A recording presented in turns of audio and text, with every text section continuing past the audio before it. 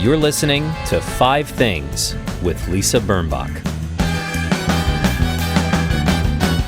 Hi, it's Lisa Birnbach. October. It's October already. You realize we're 1 month away from whatever the heck is going to happen to this country and whatever is going to happen to our democracy. And I'm starting to think of democracy the way I think of the planet. We assume it will take care of itself. We ignore it. And then suddenly it's not just in trouble, it's in serious trouble. And we act like we didn't know this was happening. We act like this is a big surprise. I did plan to learn a new language in the pandemic, which I, of course, didn't do. So believe me, I understand sort of ignoring something until it's almost too late, but that's how it feels. But look, we're active. I'm activated. I'm texting voters in North Carolina. I'm sending money to Katie Porter and Joe Biden. I'm not able. This is the first presidential election that I haven't gone to a swing state and leafleted or helped get out the vote or register voters. So that doesn't feel good.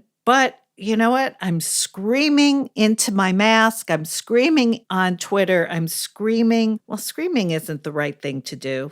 That doesn't help. But I'm trying to be loudly partisan, but in a nice way. Not in a screaming way, in a very nice way. But, I am riled up because we had that so-called debate and it was gross and it sort of made everybody a little hysterical, myself included. Okay, calm. Guess what? Our guest today is none other than Malcolm Nance. You've seen him on TV. He is a veteran of 20 years in the Navy. He speaks many languages, as one does when one works in counterterrorism. He's written several books, including The Plot to Betray America, How Team Trump Embraced Our Enemies, Compromised Our Security, and How We Can Fix It. If this American experiment fails, Malcolm Nance can always be a voiceover star. You'll see. First, my 5 things. Number 1. We just celebrated the Jewish high holidays, but we celebrated them online. And I thought I would feel disconnected or lonely watching my service on my computer screen, but you know what? I didn't. And since these holidays are very crowded in our synagogue, I'm usually sitting way in the back and squinting to see the rabbi's face or the cantor's face. But live stream, I could see them up close because the camera work was good. And in a way, it felt much more intimate. So I'm wondering, if you do observe the Jewish holidays, did you bother watching your services online? How did they make you feel?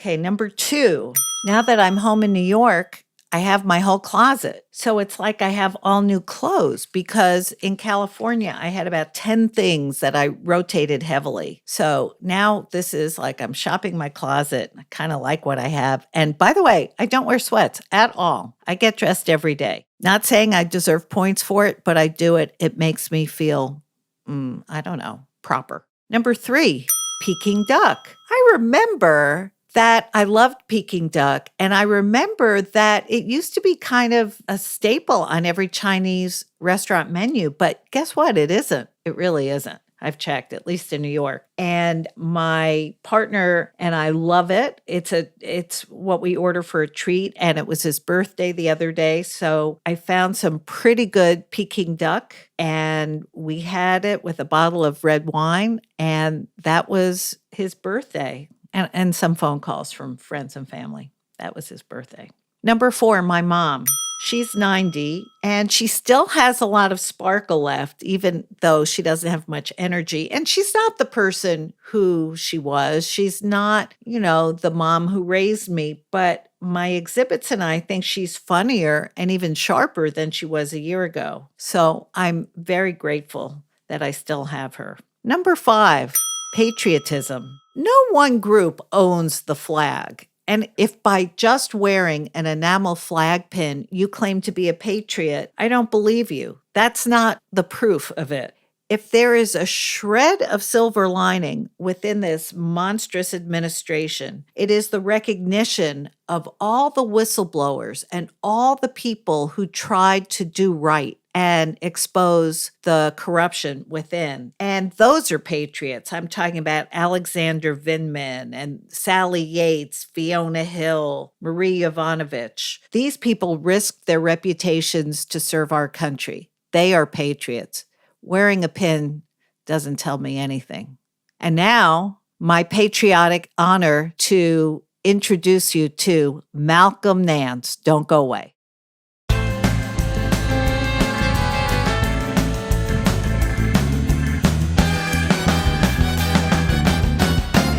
Lisa Birnbach here. Very excited to talk to my guest this week. As you know, I told you Malcolm Nance is with us.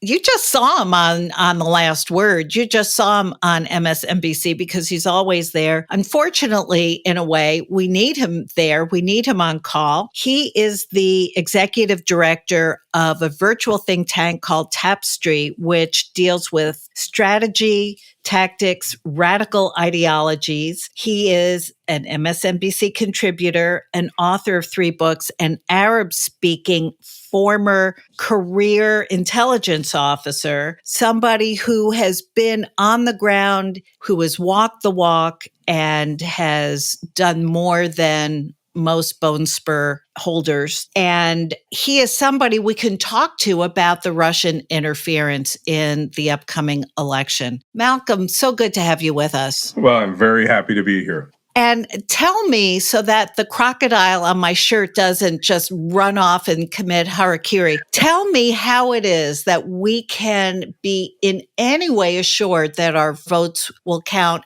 in November. Well, I really wish that I could give you a deep, long-lasting, and satisfying assurance of that, but I can't. But one of the things I can do is that I can tell you that the U.S. voting system is so disparate from precinct to precinct. One precinct might have punch hole voting cards. The other one may have the mechanical voting card where you pull the lever. A third may have electric or electronic ballots. And another one may have paper ballots. And it's so hard to get, it's not unified in any way, shape, or form, that it's impossible to hack at that level. But if you recall the oldie days, back when we were kids, on election nights, you would watch on, like a VHF television channel. And the local news would actually have the tallies coming in from the states, the state election board. And they used to actually tabulate each county on a chalkboard on TV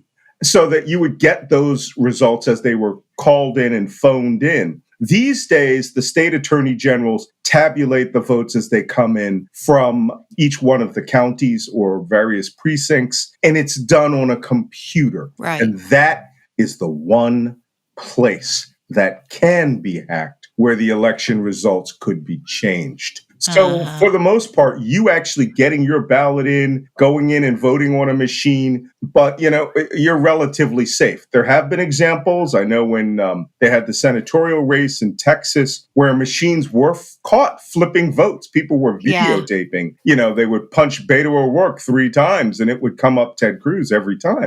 Yeah, funny how that was. Yeah, and these glitches do happen. It's just that every time an election ends, there are no official law enforcement agencies or commissions that go in and investigate them. I believe those days are over. This election, which could, and I personally believe, is the single most important election in American history. I mean, even more important than the election of 1860, which brought about the Civil War, because we knew where those states were going, right? They didn't want to participate. Right. So this is terrifying. And, the thing is, and you have devoted your career to pursuing the right and just way on behalf of this country. You serve this country beautifully. You are a patriot. You care about what's right and what's wrong. That doesn't seem to exist anymore in this moment. Well, and how do you sleep at night? I mean, I'm not sleeping at all because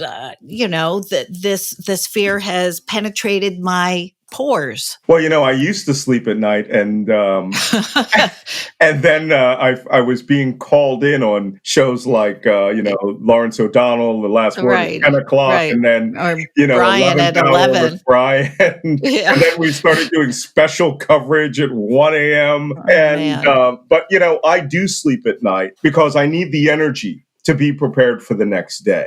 And Yes. I'm a combat veteran. I've been all over the world. I've been in crazy places. I've been rocketed, mortared, and landmined. And you know what? If you don't get your energy together, if you're not ready to face this and fight to defend American democracy, you will just succumb to the forces who want you to give up and throw your hands up. No, it's interesting that the man at the center of all this mess is a weak man, a coward, somebody who is a big bully. I know you are, but what am I? He projects everything, and he's a racist, as we know. Sure. Who is really the engine behind him? Because I don't think he has the stamina, the health, the brain, the with itness to be the architect of this giant mess that he's made. And I can't imagine that he just standing up one day decided, I'm not going to recognize the results of the election, no matter, until I decide that I've won. I would like to really choose a good metaphor for who he is. And, the first thing that pops to mind is the Wizard of Oz, that he's actually just a guy behind the curtain, but he's nowhere near benevolent. Right. Right. He doesn't give Right. No. He's sort of like, the Wicked Witch of the West Plus. I would think that Donald Trump is the engine behind whatever is going on that comes out of his mouth. However, I have to couch that because I recently had a very nice lunch with one of his friends, Anthony Scaramucci, and he cleared something up for me. And I said, listen, this guy, you've been around him for years. What is the ideology in his head? And he said, listen, here's one thing you need to know about Donald Trump. He is impressionable. He doesn't really know anything, but he has this innate ability to watch you, to watch a room, to hear what's being said, to see where you're going with your words. He will adopt what you're about to say. And then if there's enough input from multiple players in that room, he will co-opt it and carry it out as if it was his own genius idea while feedbacking it to you like, hey, you were thinking great the same way that I was thinking great. But he, in fact, is an empty vessel in that respect. However, we're talking about a guy who is essentially, and this is for people our age, Richie Rich, right? The poor little rich kid from the comic books. And he is Richie Rich, who's become a sexual molester, who has been given his own way, who has learned to read society and manipulate people who are weak-minded or people who really want what he has, who want to emulate what they believe he has. The problem is that you have two other components to this that give Donald Trump his power. One, it's the Republican Party.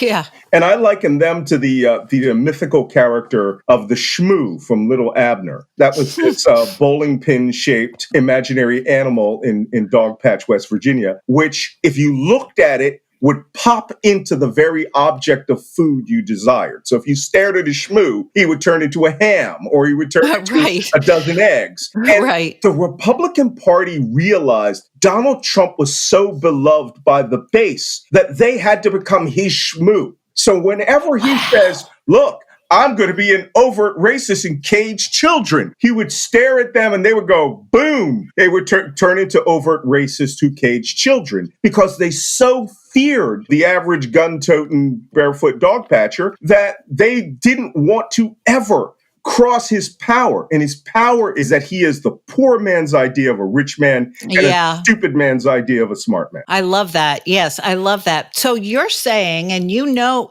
about torture and blackmail and all that. Sure. And manipulation. Yeah. You're saying that they are schmooing themselves into toadies. There's not some kind of deal with the devil that has turned Lindsey Graham into a lying, sniveling, yes man. I mean, the commercials, you've seen him and heard him. I have. You first see Lindsey Graham saying he's a xenophobic racist, a race baiting something. And then 2 minutes later in the commercial, or the next second, he says, I never said he's a xenophobic race baiting hater. So, Yeah. There's no like Lindsey Graham's dresses in the closet that, I don't think, Trump has over him. I don't think Trump has to reach that deep. I think that we're using the shmoo analogy. Shmoo is good. Whatever the magical properties that makes a shmoo turn into the thing that you desire means that your desires have to be a component of the shmoo's magical properties. And I think that Donald Trump, in being what he is, has given all of these people the permission slip to become what they always were. And they have always been race-baiting, xenophobe hypocrites. But now, because they have the full support of 35 to 40% of the American public, they can throw decency and civility and rules and law and fairness and norms out the window. And the news media has allowed them to do it for the last 4 years, because every time something horrible happens, the news media goes, well, his base is with him. Hey, how about the other 60% of the country who say, that's disgusting? Nope, they don't care about them so long as he has the base. Well, then again, Hitler had 37% of the vote. And as the old saw goes, he used 30% of the population to bring along 30% of the population to wipe out 30% of the population. Yeah. I mean, it does look, all kidding aside, as if it does seem that he is using, I hate to say it, but it looks like he's using Hitler's playbook. But I don't think Trump is smart enough to have studied history. I don't think he, if there were such a thing, I don't think he would have read it. I think this is just instinct and hatred and self-interest. Well, actually, according to the divorce proceedings of Ivana Trump and Donald Trump, she complained that he actually did read some of Hitler's writings and Mein Kampf in a book of collection of Hitler's speeches. And Hitler's greatest hits, which were given to him by a friend. And a friend, I think Donald Trump as a demagogue, what's the old saying in basketball? Game knows game. And Donald Trump as a demagogue would look to these people, and he would watch the History Channel, or he would watch The World at War, and would see what he wanted to see in that. He's not a great historian, but I believe he reads people. And so watching Hitler at, let's say, his original Nuremberg rallies, right? A place I've been to. I was a great student of Nazi Germany during my military career, and I had the opportunity to go to all of these places which were the center of the Reich. And I think Donald Trump saw the Nuremberg rallies as this phenomenal adulation and was jealous of how this man who was a carpenter and a failed painter and a corporal, in the First World War. And a buffoon. Well, Benito Mussolini was a buffoon, and he literally created the concept of fascism, which is a corporation, a dictatorship of the corporate right. Look, buffoons can mass murder people. Okay. All they require is that their buffoonery be ignored and that they have a critical mass of people who are willing to carry out their most horrible orders. And I saw that when I responded to the Rwandan genocide in the 1990s. Well, it is interesting that Donald Trump has openly, well, of course, he seems to worship Vladimir Putin, but he also seems to admire Kim Jong-il and Erdogan in Turkey. He does like a strong man. Yes. It's almost like he is a boy crush on them. Yeah, a boy crush.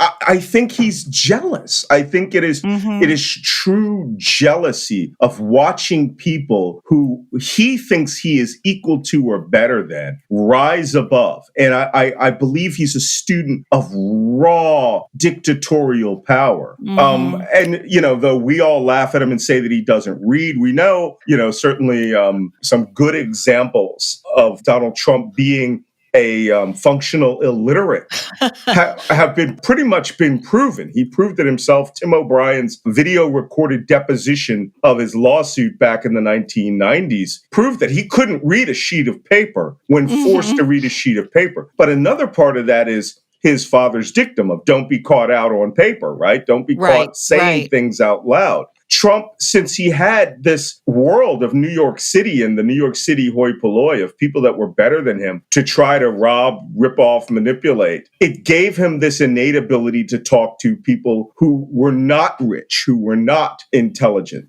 You know, he was actually a character in professional worldwide wrestling, where he would come on and he would be the rich millionaire with the giant check, and he would come on to the stage and say, I'm supporting the evil guy, and the audience would boo, and he was like the evil Rich Biff character that he actually was designed after in Back to the Future.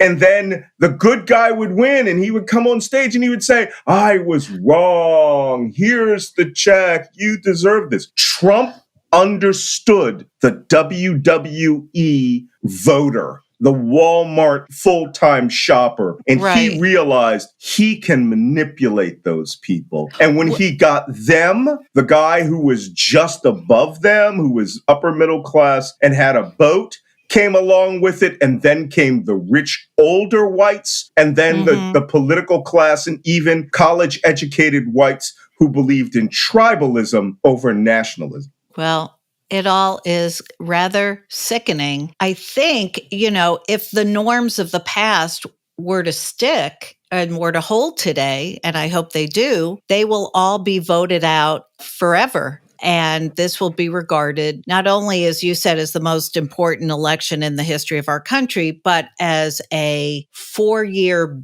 blip of horror, of anti-democratic, treasonous behavior by the executive branch. And we can't leave out Bill Barr and his complicity in reforming the Justice Department as Donald Trump's personal defense lawyers. Yep. And let me tell you, there must be, if we win this, and we must win this, when I say we, I mean normal Americans.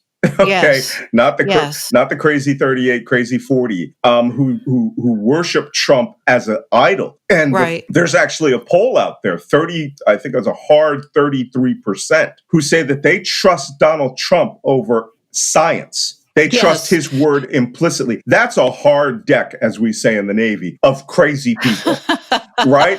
That is a base which he stands upon, where the other 10% are waffly. And if they were to see, some horrible thing like people shot and murdered in the streets, they would really start questioning things. But that hard deck of 33% of people, they would carry out his every wish. And I have met them, my neighbors are them, and I talk to them. I saw a guy just today we were at the Lowe's, and we're in, veteran parking, and this guy has Vietnam veteran and Vietnam veteran car, and he's got a Trump 2020 hat. And I said, hey man, I'm going to ask you this straight up. I said, combat veteran here, multi-war combat veteran. How do you support a 5-time draft dodger? And he goes, he's making America great. So what you see is this guy shifts to a slogan. But what he doesn't want to say is, honestly, he believes in tribalism. And tribalism means that you believe that the white, rural, uneducated male tribe must be the dominant center of America forever. And you do not believe in those 12 letters that are above the Capitol, e pluribus unum, from many one. Donald Trump's tribalism has turned that phrase into unum e pluribus, right? From one, there will be many, but dominance over the polity. And that's where we stand into danger, because he has these people and they are proud to say they're gun owners. I'm a gun owner, but I don't go around bragging about that I'm going to overthrow the government or, caressing it and calling it Mary Jane like these guys do. Oh, man. That's not a joke, by the way. I know. I'm afraid. I was afraid it wasn't. The thing is that his assault, in a way, on the military and on the veterans, it's not just that he called the dead the wounded, the suckers and losers. It's not just the 5 deferments. It's just a lack of patriotism. I mean, it's shocking to me that anybody would support him. But then I'm sure the person you talked to was a white guy. And I think that racism is this is personal opinion, that racism is at the base of the base. Of course, as it were. Of course, I mean, why else? Why else? He's insulted everybody, everybody, except for the white schmuck who will vote for him. This is why. Sorry to put it that way. Yeah. Well, this is why I use the word tribal. Because, when I actually helped develop the Peace Corps Global Security Program, and one of the countries that I went to evaluate their security was Papua New Guinea. And if you ever go to New Guinea, it's fascinating because really the people inside that country were only truly discovered about 100 years ago. And they are, especially in the Upper Highlands, not so much on the coast anymore, but in the Upper Highlands, those people live precisely as they've lived for the last 10,000 years with very, very little, external intervention other than the introduction of automatic weapons. And interesting. Every village, every small village is its own separate tribe. And every village is terrified of any other village there. So, I mean, that's speaking very generically. So they have been involved in what are called bush wars, tribal wars forever. But it's a country where if you go to a city like, a small trading town like Goroka or Leh, or even a big city like Port Moresby, every person there is sort of mortally afraid of every other person they see on the street because they're not from their Wantok or their tribe. Donald Trump has understood that the shifting demographics in America are going to make the dominant tribe, the white, male, uneducated, uncollege educated person, have less political force than they would. The election of Barack Obama gave us the great white tribalist backlash, and they don't care what it does to the United States. I mean, if they don't, I think we're in 1858 territory where people are starting to seriously consider, well, maybe we shouldn't be part of them because they want to do all that e pluribus unum stuff. And that allows women and brown people and people with that crazy education to come in there and start telling us what to do based on science and knowledge. And it literally we have people who think the 244-year American experiment should end. One woman put it earlier this year in an interview. A woman at a Trump rally said, "I never thought that I'd want a dictator, but if we have to have one, it should be Donald Trump." And I thought, that is a flashing red light there.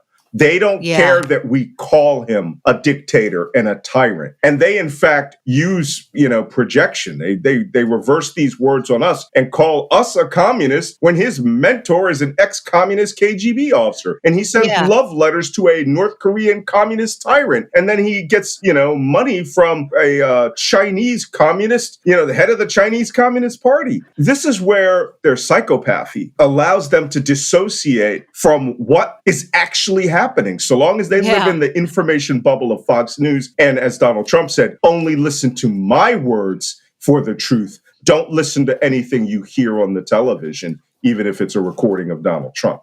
Well, Malcolm, we could talk about this for hours, and I would love to, but I have to bring us to a happier place before this show ends. Thank God. And yes, thank God. So enough bad news. Let's go to your 5 things that make your life better. And honestly, your list touched me so much. I first want to say that you have endured and survived something just heartbreaking. Your beloved wife died last year of cancer, and thank you for bringing back your energy and your love of the country to do what you do. So, well, my wonderful wife, Maryse Beliveau Nance, was with me for the last certainly 17 years, and she edited all of my books. She's the one who got me out of the spy game and was like, "Look, that's enough wars. Come back and write some books." But more importantly, she was my grounding in a world of turbulence. And here's where Donald Trump's in trouble. She's not there now.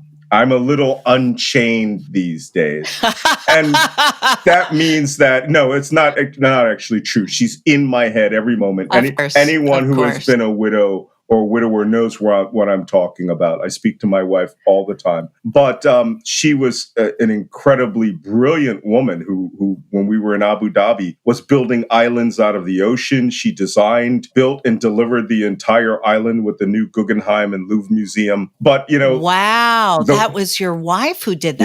Yeah, NYU was on that island, the St. Regis Resort. She designed and built the whole thing over 10 years. Wow, incredible. So you and John Sexton were commuting together. Oh, yeah. Oh, that's so funny. Okay. So your wife is not only number one, but also her gravestone, you said. Yeah. And, let's think about the meaning here of your show, which is the 5 things that give you happiness or give you meaning in life. Mm-hmm. When I lost Maurice, I was, devastated, of course. And interestingly enough, she had written answered a series of questions on an ovarian cancer sisterhood website that I found months later. And the first question that they all asked themselves as a group is, will your spouse or partner be devastated? And she wrote, yes, Malcolm will be devastated. She said, but I know him, and I know he has the strength to take care of the family, take care of the dogs, take care of our house, and to move forward and be happy in life. And wow, I didn't understand just how important for me, because it's different for every individual, right? I cannot apply any of these rules to any other person. But for me, we had a beautiful farewell, and I'll see you later, as somebody once described it, and at an Episcopal church in Philadelphia. And we had a military funeral because she is a military dependent wife. And we buried her in Washington Crossing National Cemetery. But for about 3 months, 2 or 3 months in the middle of winter, they hadn't had a gravestone. And, one day we went there because my daughter and I, we go every 2 weeks like clockwork. And they said, hey, your wife's gravestone's here. And I was like, well, where? And they go, like, on the site, So we literally ran over to the site and saw that, the little green plaque had been replaced by a beautiful gravestone. And it's important to have something to touch for me. Yes. I hug it, I kiss it, I talk to it, or talk to her because she's right there. And most importantly that is our site. That is where I'm going to end up for eternity on top of my wife, even though she used to make jokes that, the military wife always gets buried second, right? So she was like, I will be over you forever. So I actually have written instructions that we are to be switched when I pass. Oh, so interesting. But also, you bring up a great point, which is to touch something. In the last 6 months, I have so many friends who are single or widows or widowers or just alone. The ability to touch something has been taken away from us. And to be able to just stroke the gravestone, I see that as a very important thing to be able to do. So I'm touched by that. Well, it's also this, especially in this period of COVID-19, I'm going to say something that would sound terrible, but really is heartfelt. I'm so glad she did not survive into the period of COVID-19. I totally understand. She was on a respirator for 77 days because she had septicemia. And I had the ability to talk to her. She could, move her lips and speak. And she could understand you. She would not have been given 24 hours, and I would never have seen her. So we need to give to sympathy to our brothers and sisters who have lost people during this period. For sure. And the number is obscene. Number 2 on Malcolm's list, very smart, especially when you're contemplating winter up north in New York State. Do you want to say it or should I? Yeah, I'll say it. Radiant heated bathroom floors. I love those. God. Oh, man. Oh, my God, heaven. What did the inventor of that, when a as they call it now, a Nobel Prize, because that is a great invention. Okay, I'm giving everybody permission to tell their spouses they're going to get radiant heated floors. Yeah. My wife, Yeah, for sure. My wife and I actually went on a trip to London a few years back, and I think we were staying at the Taj Buckingham Palace, and it was a nice hotel, the Taj. And one night, I went into the bathroom, and I don't know what setting they had those floors, but it was like 95 degrees. It was literally heating the room. And I thought, it was cold in the room. And I stepped on those floors. I was like, that's it. All of our bathrooms are getting radiant heating floors. And this summer, I put radiant floors in all of our bathrooms. And just 2 days ago, it was 30 degrees up here at night. And no way. 87 degrees in my bathroom floor. Oh, so nice. So nice. The building next to ours has radiant heated sidewalks so that the fancy people's dogs don't have a problem. I love it. I love it. I like to eat off of it. Number 3.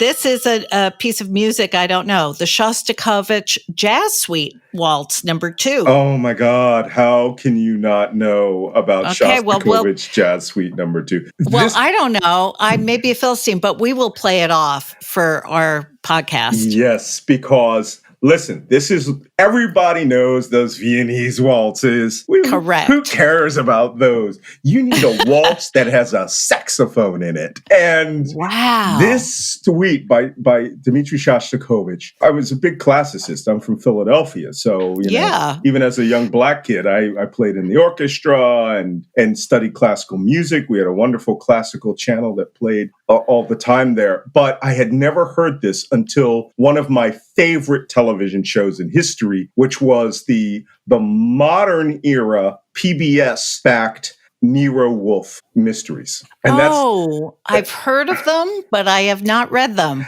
or seen them. And that's the one with Timothy Hutton as Archie Goodwin. Oh. And that's the best. I mean, he's just the best. Boom, hands down. He's a good actor, yeah. Also, it's a beautiful set, Nero Wolfe's office. And in one of them, there is a poisoning, but it's at a ball, and they are playing the number 2 Jazz Suite, which is also sometimes known as the saxophone waltz. And it is beautiful. It is a lovely, wonderful piece of music. Which I will be playing as soon as we stop talking, because you've whet my appetite. Number 4, The Bad Wolf. Yeah. Funny thing is that I've lived all over the world. I spent my last 10 years before we moved back to the United States in Abu Dhabi. And prior to that, I've been in Sub-Saharan Africa, North Africa, all over the Middle East, South Asia. And you speak Arabic, right? I speak Arabic and French, and Italian, and a few other languages. And whoa, it's important in the spy game to have a little fluency. I've seen James Bond movies. What do you take me for? That guy doesn't speak any languages. No, I know. Jason Bourne is a better linguist than him. Okay, sorry, Jason Bourne. But one of the things that I came to love is Land Rover Defender trucks. And you all know them. It's the safari trucks that you see all over Africa, or in the old TV show Doctari, which is where I think I remember Doctari. I was with Clarence the Cross-Eyed Lion. Yes. That's where I think I really came to like them. And although they were actually Land Rover Series 3s. But the Land Rover Defender is a classic, iconic car, and I collect them. At one point, we had 8.